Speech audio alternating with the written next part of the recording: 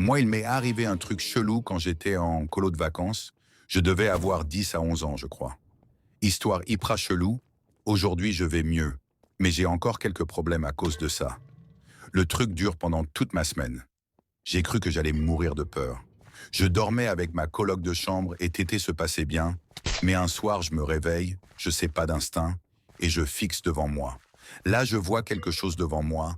C'était humain, mais j'arrivais pas à savoir si c'était une femme ou un homme. Le truc, c'est que j'arrivais pas à détourner le regard, j'étais genre fixé dessus.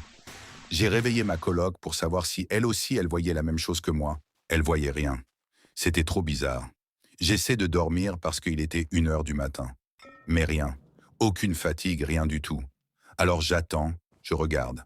Et à un moment, le truc va dans ma salle de bain et en ressort 2 secondes plus tard. Peureuse que je suis, j'ai pas été voir.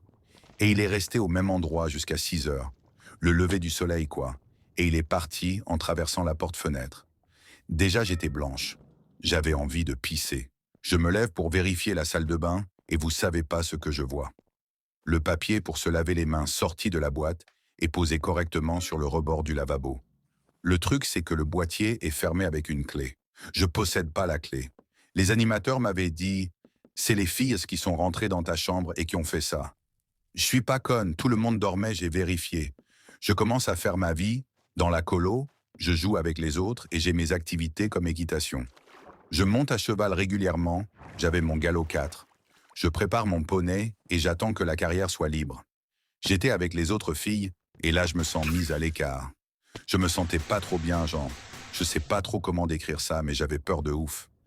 J'essayais de me rapprocher, mais encore, j'avais l'impression qu'on me tirait en arrière. Truc horrible, quoi. La carrière se libère et je monte sur mon poney. Je marche sur la piste, et à savoir mon poney n'est pas peureux du tout, mais là je vais vers l'arbre, un simple arbre. Mon poney commence à refuser d'y aller. Je me dis, il veut un peu jouer au con. Il n'y avait pas que lui qui voulait pas aller vers l'arbre. Tous les autres poneys aussi. Un calvaire, je vous dis. Les soirs passent tranquillement. J'ai changé de chambre, j'arrivais plus trop à dormir. Et un soir, je me réveille en sursaut. Il y avait un truc sur mon lit. J'avais laissé la lumière ouverte, donc je savais pas si c'était la même chose. Mais j'avais peur, ça, mère. J'étais une gosse, alors voilà. Et par chance, j'ai réussi à me rendormir. C'est la fin de la pire histoire de ma vie. On peut dire que c'est de l'horreur. Mais comme je vous disais, j'ai eu des séquelles de ça. J'ai développé la phobie du noir. Être dans un environnement sombre est impossible pour moi. Je dors la couette sur ma tête, sinon je ne peux plus dormir. Et j'ai été suivi psychologiquement parce que je me mettais à faire des cauchemars 24 heures sur 24. Et c'était impossible de dormir pour moi. Voilà, j'espère que mon histoire vous a touché.